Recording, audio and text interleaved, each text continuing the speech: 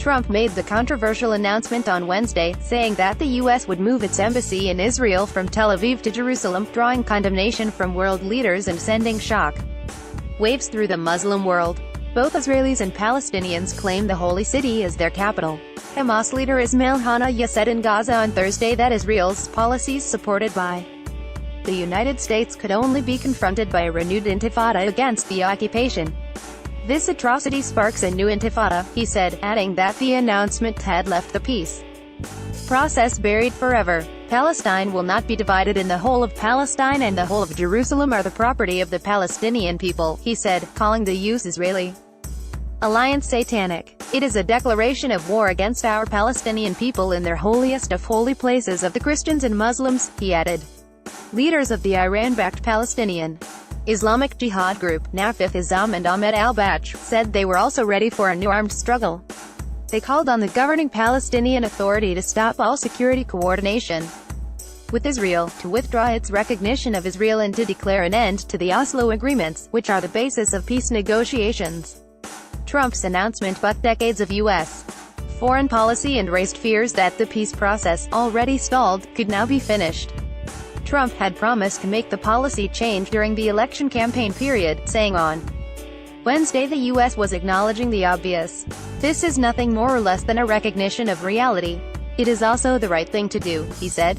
Clashes broke out in Bethlehem, in the West Bank, where Israeli officers fired what appeared to be rubber bullets, water cannon and tear gas at protesters. Protesters also gathered in the West Bank city of Ramallah, setting tires alight and throwing rocks at armed Israeli officers, who fired tear gas at the crowd. Israeli Prime Minister Benjamin Netanyahu addressed a conference of foreign diplomats in Jerusalem on Thursday, saying that other countries had begun pledging to also recognize the city as Israel's capital. Welcome to Jerusalem, the capital of Israel. If you weren't aware of it, we have been aware of this for 3,000 years, he said at the event.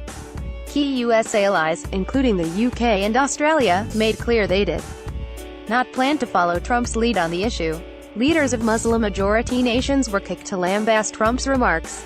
The announcement was like pulling the pin of a grenade, Turkey's Prime Minister Bin Ali Yildirim said, according to the country's state broadcaster TRT Haber. It is a powerful blow to the Israeli-Palestinian peace process. This decision opened Pandora's box in the region, Yildirim added in a written statement. The Pakistani Foreign Ministry expressed its strong opposition and condemnation of the announcement, in a statement on Wednesday.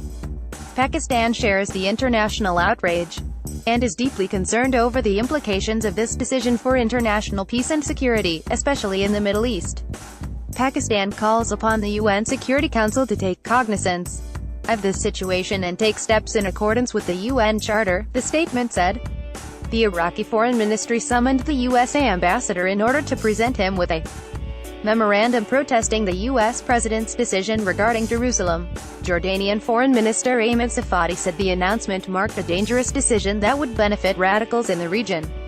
And Malaysia's foreign ministry called it a miscarriage of justice.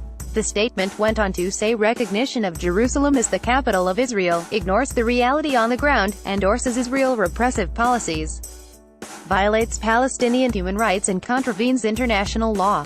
It is a miscarriage of justice. CNN's Jamie Tarabay, Gul Toyshes, Shams Elwayzer and Lindsay Isaac contributed to this report.